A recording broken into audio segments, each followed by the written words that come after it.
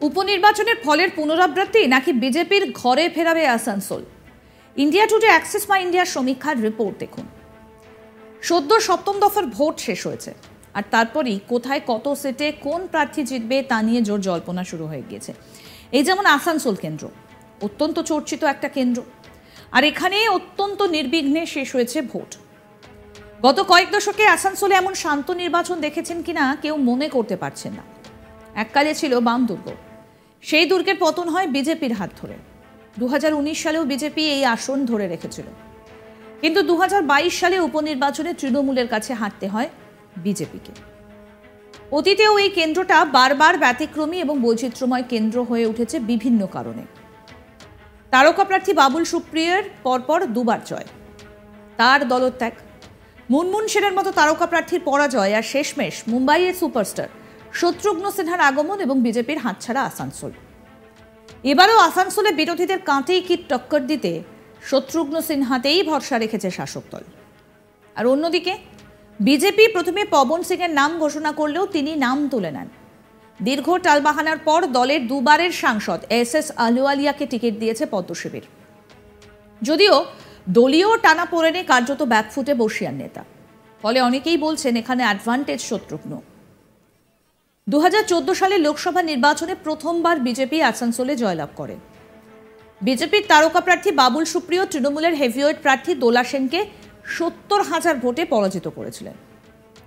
অন্যদিকে রাজ্যে পরিবর্তন হলেও আসানসোল শিল্পাঞ্চলে তখনও বামেরা অস্তমিত হয়নি। সেই সময়কালে বামেদের প্রাক্তন সাংসদ বংশগোপাল চৌধুরী সিপিএম প্রার্থী হয়ে 2,55,000-এর বেশি ভোট পেয়েছিলেন। সব ওলটপালট হয়ে যায় 2019-এর লোকসভা নির্বাচনে।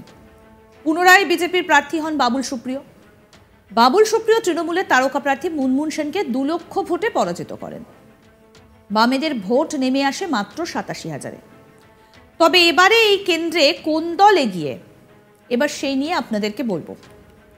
রেজাল্টের জন্য আমাদের 4 জুন পর্যন্ত অপেক্ষা করতেই হবে। তার আগে আমাদের ইন্ডিয়া টুডে অ্যাক্সেস মাই ইন্ডিয়ার বুথ ফেরত সমীক্ষা অনুযায়ী এই কেন্দ্রের সম্ভাব্য এগিয়ে রয়েছেন বিজেপি প্রার্থী এস আলুওয়ালিয়া। হ্যাঁ, তিনি এগিয়ে রয়েছেন বলে রিপোর্টে উঠে এসেছে। তবে এখানে তৃণমূল এবং বিজেপির মধ্যে হাড্ডাহাড্ডি লড়াই হবে।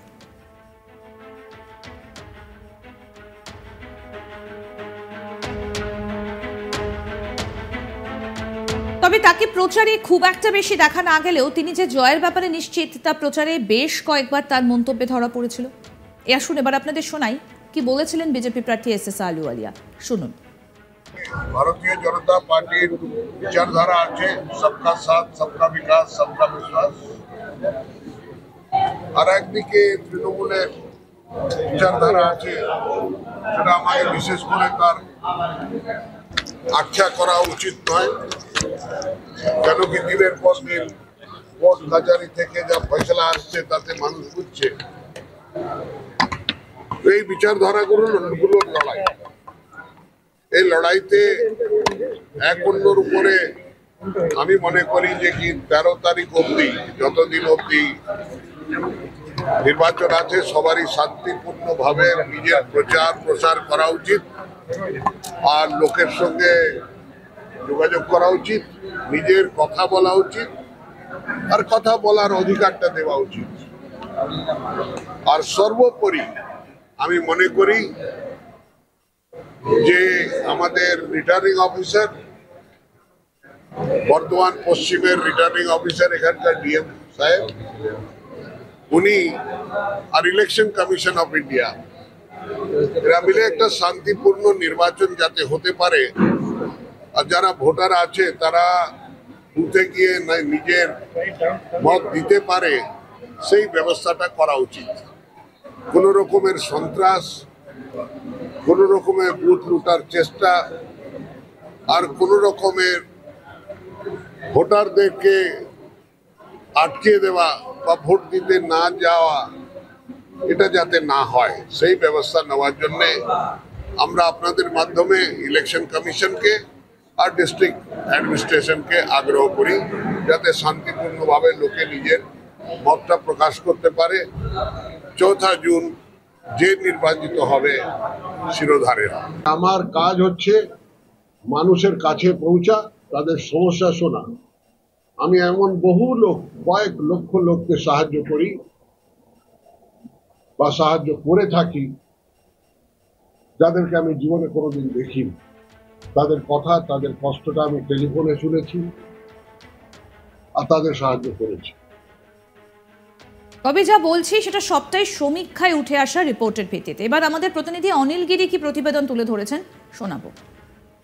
পশ্চিমবঙ্গের 42টি সিটের মধ্যে সবথেকে হাই প্রোফাইল সিটের মধ্যে রয়েছে আসানসোল লোকসভা কেন্দ্র। আর এই আসানসোল লোকসভা কেন্দ্র থেকে বলিউড স্টার শত্রুঘ্ন সিনহা টিএমসি হয়ে নির্বাচন লড়ছেন। অন্যদিকে বিজেপি পক্ষ থেকে রয়েছেন বর্ষিয়ান নেতা সুরেন্দ্র সিং আহলুওয়ালিয়া। আমরা দেখেছিলাম প্রথমেই ভারতীয় জনতা পার্টির পক্ষ থেকে আসানসোল লোকসভা কেন্দ্রের জন্য ভোজপুরি পাওয়ার স্টার পবন সিংকে নিজের ক্যান্ডিডেট করেছিল, কিন্তু তিনি 24 ঘন্টার মধ্যেই তিনি ঘোষণা করেন যে এই সিট থেকে তিনি নির্বাচন লড়বেন না। তারপর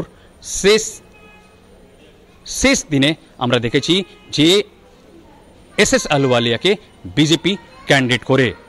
আমরা জানি যে এসএস আহলুওয়ালিয়া দুর্গাপুর বর্ধমান লোকসভা কেন্দ্রের বিদায়ী সাংসদ রয়েছেন, কিন্তু তিনি যে লাস্ট সময়তে তার নাম ঘোষণা করা হয় কিছুদিন মধ্যেই পুরো যে আসানসোল লোকসভা কেন্দ্র রয়েছে সেইখানে তিনি বিভিন্ন এলাকায় নির্বাচনী প্রচার চালান। অন্যদিকে তার সামনে যে লড়াইয়ের যে ছিল সেটা ছিল টিএমসির শত্রুঘ্ন সিনহা। আমরা জানি যে আসানসোল লোকসভা কেন্দ্রের যে তৃণমূল একটি ভালো সংগঠন রয়েছে, আর তার মাঝেই আমরা দেখেছি যে শত্রুঘ্ন সিনহা বারংবার যে দেশের প্রধানমন্ত্রী নরেন্দ্র মোদীকে টার্গেট করেছেন। তিনি বিভিন্ন ইস্যুতে আমরা দেখেছি যে প্রধানমন্ত্রী নরেন্দ্র মোদীকে নিজের টার্গেটে রেখেছেন। তিনি ওটা যদি আমরা কথা বলি 400 যে সিটের যে পারের যে তিনি স্লোগান দিয়েছিলেন তার উপরেও তিনি বিভিন্ন সময় দেখেছি যে কটাক্ষ করেছিলেন। সাথে সাথে যে আমরা দেখেছি যে ইলেকট্রাল বন্ড তাকেও তিনি হাতিয়ার করে বলেন যে এটা দেশের সবথেকে বড় ঘোটালা হয়েছে। অন্যদিকে আমরা জানি যে আসানসোল লোকসভা কেন্দ্র এটা একটা মিনি ইন্ডিয়া হিসাবেও জানা যায়, যেখানে হিন্দি ভাষীদের একটা বড় প্রভাব রয়েছে। আর সে কারণে ভারতীয় জনতা পার্টি মনে করে যে হিন্দি ভাষীর ভোটার তাদের পক্ষে যেতে পারে। আর এসএস আহলুওয়ালিয়া আর যে শত্রুঘ্ন সিনহা রয়েছেন তাদের যদি আমরা কথা বলি। আরো আপডেট পেতে দেখতে থাকুন আজ তাক বাংলার ইউটিউব চ্যানেল, সাবস্ক্রাইব করুন।